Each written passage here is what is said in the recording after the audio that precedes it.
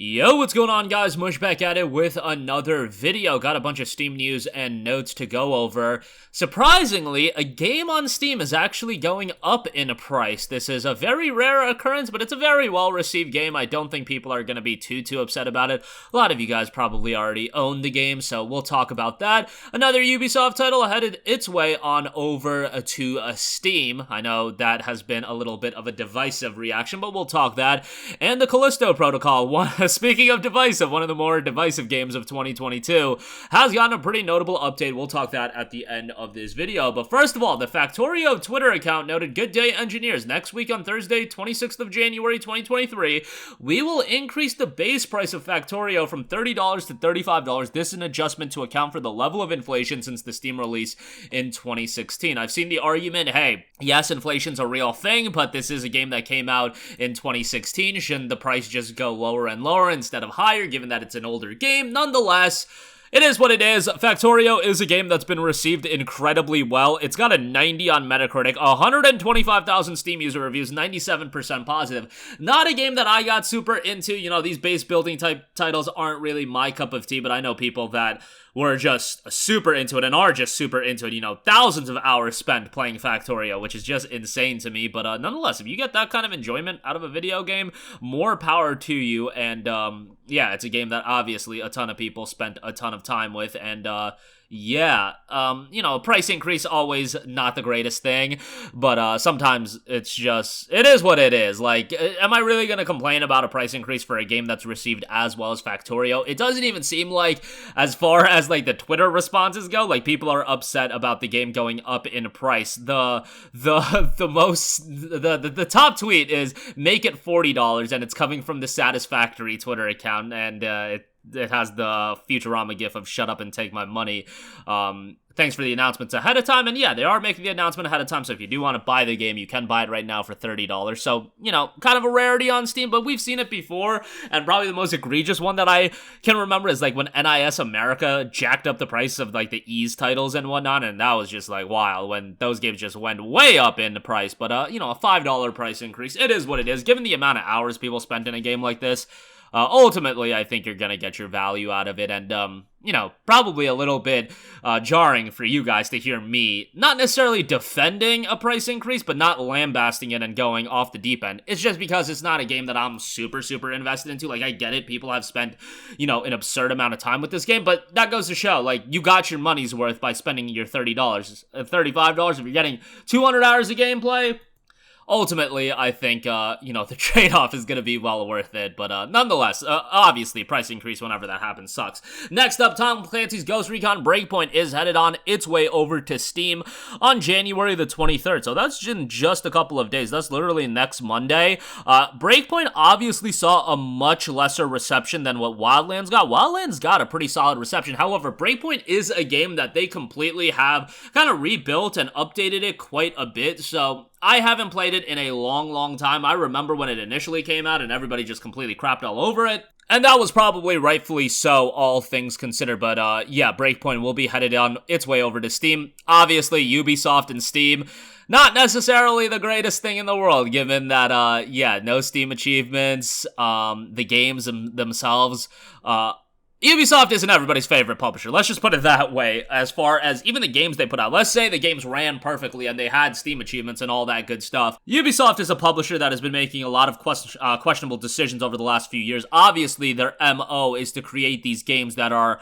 long-term monetizable for years and years, but to have that many games in development at a single time, as far as the same genre, obviously Project Q, that Battle Royale free-to-play title, just got canceled. A bunch of other Ubisoft games that were unannounced got canceled.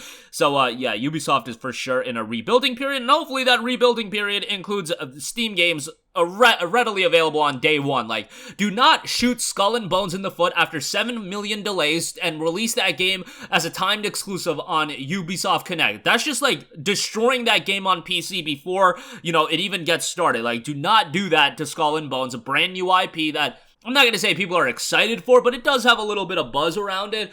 Obviously, that buzz has lessened with 8 billion delays, but nonetheless, Ubisoft should be dropping their games day one on Steam. And again, that's a part of another bad decision, in my opinion, that Ubisoft made. They tried to get Ubisoft Connect to pop off, and I get it. They want to create their own storefront, especially when you're talking about monetizing these games long-term. You think that they want to share that microtransaction dollars with them? If a game is on Steam and it sells microtransactions, I'm fairly certain Steam gets a sizable portion of that. But, yeah, it's better to give Steam and Valve their sizable portion than a game that's played by nobody. So, yeah, just drop your games day one on Steam. The visibility that Steam offers is ridiculous. Some publishers, some developers can get away, or, you know, they have big enough games that they'll release on other platforms and they'll do fine. But if a Rockstar Games ultimately releases their games on Steam, yeah, Ubisoft, you should be dropping your games on Steam as well. So take that for what you will.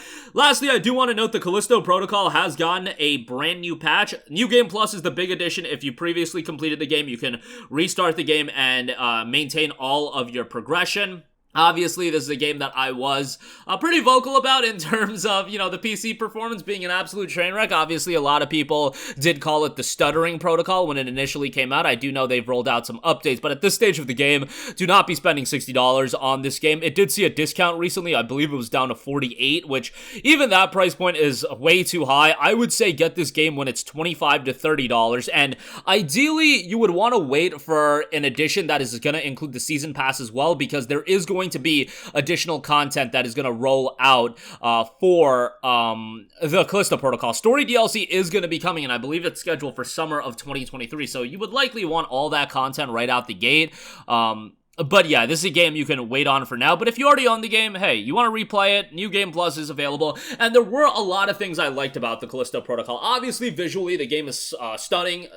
You know, atrocious stuttering aside, graphically, the game is ridiculously visually pleasing. And then atmospherically, it's great. The tension it creates, the sound design, and the gruesomeness of this game is just ridiculous. Some of the deaths are, man, they are some of the craziest deaths I've ever seen in a video game, and how bloody and visceral it is. Yeah, like, it's insane, but, you know, the shortcomings are obviously very prevalent with the Callisto protocol, which was unfortunate, but, you know, if you like single-player survival horror games with an interesting narrative, incredible tension, incredible atmosphere, Callisto protocol definitely has those elements. Also wasn't hot on the gameplay, obviously, wasn't a big fan of the whole left-right dodging gimmick, and, I know some people are gonna be like, you gotta pull out your gun, you gotta use the gravity abilities and whatnot, but yeah, the force abilities, I just wasn't a big fan of the gameplay either, but a lot of things I liked, a lot of things I unfortunately didn't, but New Game Plus rolling out for that right now. But that is going to do it for me. Again, Factorio going up in price to $35, Ghost Recon Breakpoint dropping on January 23rd, and then Callisto Protocol gets New Game Plus. That's going to do it for me. Let me know all your thoughts in the comments section down below, and as always, guys, thanks for watching, and I will catch you guys in the next one. Peace out. Hey, what's going on, guys? Mush here again. Hope you enjoyed the video. As you guys might know, YouTube's notification system is sometimes a little bit wonky, even if you're subscribed to the channel. Maybe you're not abundantly aware that I uploaded a video. To remedy that situation, make sure you hit the bell notification button. This way, whenever I upload a new video, and I try to upload as consistently as possible, you will be notified directly of the upload, and you can watch it as soon as it goes live. I would really appreciate it if you guys hit that button so you can stay up to date with all of the content I'm posting. But as always, guys, thanks for watching, and I'll catch you guys in the next one. Peace out.